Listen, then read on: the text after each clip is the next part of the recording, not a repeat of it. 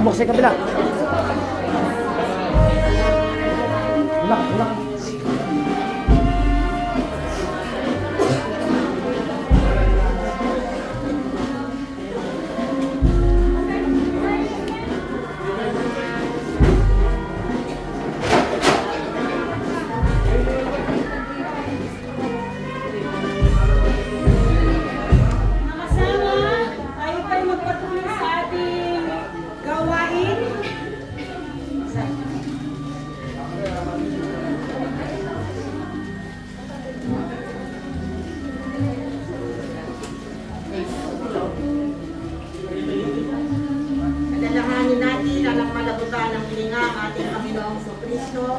May isang lalaki na matuwid at mabuti na ang pangalan ay Jose.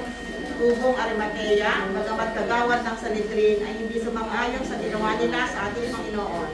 Lumapit siya kay Pilato at hiningi ang bangkay. Pinalot niya ito sa kayong Nilo at inilagay sa isang libingan na iniuka sa bato. Magang-magang ng araw na linggo, nagbasahan ang babae na kanila ng mga para sa ating Panginoon na wala na siya sa Pilipinas. Alam na guguluhan at ang isipin tungkol sa pagpapalalo. Bilang lumiwanag sa kanilang naliit dahil sa matitig, Sila ay kaya ang mukha sa lupa. Bilang mo na yung araw sa paligid at paring may nangyayari.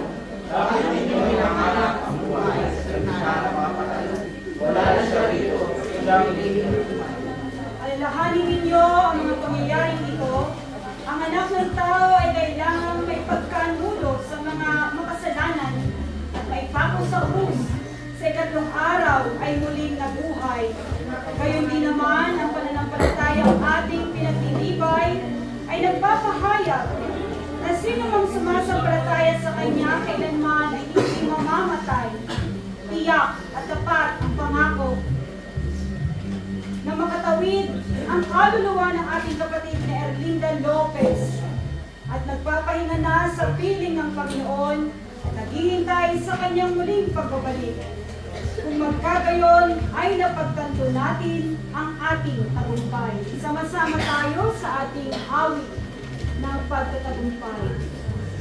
Kapag sumapit, dakilang araw, si Kristo'y ating mamamasdan. Hirap sa lupa ay matatapos, pipiling tayo sa ating Diyos. Kapag sinapit, langit na bayan, walang panganib na hadlang. Anong walhati, anong ligaya, kung siya'y ating makita na.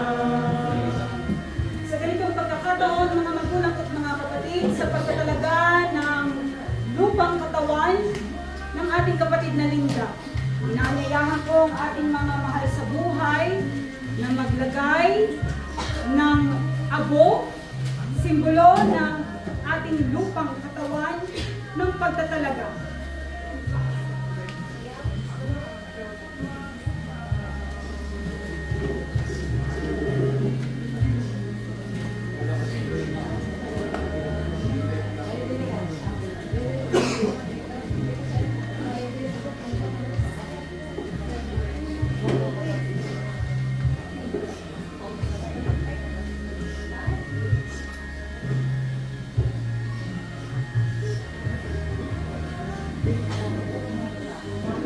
Huwag magalumihanan ng inyong mga puso, yamang ang kaluluwa ng namatay ay pumapasok na sa kanyang walang hanggan at ang kanyang katawang lupa na hiram sa Diyos ay atin ang ilalaga sa dakong kanyang kalalagyan. Ating itinatagubilin ang kanyang katawan sa lupa. Lupa sa lupa, sige po, alabok sa alabok, datapwat ang kanyang espiritu ay babalik na sa Diyos. na siyang may lalang at sa ating mga nabubuhay, patuloy nating dadamhin ang kaaliwan ng Diyos sa ating pagdadalamhati. Patuloy tayong manalangin. Tanging mga impik na mga pag-iyak ang naririnig mo, O Diyos, mula sa mga mahal sa buhay ng aming kapatid na ito. At sa dakong ito na kanyang paghihimlayan, masakit ang katotohanan na ang kanyang lupang katawan ay hindi na namin makakapiling. Ngunit sa aming dalangin, O aming Panginoon, palakasin mo kami ng iyong Santong Espiritu. Patuloy na haplusin ang pusong nangungulila at higit lalo na ang turo ng aming mahal na magulang na ito ang patuloy naming dalhin sa aming puso. Tunay na, O Diyos, na ang aming mga buhay sa dakong ito ay may hangganan, ngunit tiyak ang pag-asa ng buhay na walang hanggan dahil sa aming Panginoong Jesucristo na nabuhay na mabuhay. Patuloy mong pagpalain ang bawat isa sa amin, lalo higit ang katawang lupa ng aming mahal sa buhay nito. Patuloy ka na humayo, O aming mahal sa buhay, kapatid na Linda Lopez, sa pagtatalaga ng iyong lupang katawan at sa patuloy na pagsalubong ng mukhaan sa ating poong may kapal. Mula ngayon at magpakailanman. Amen.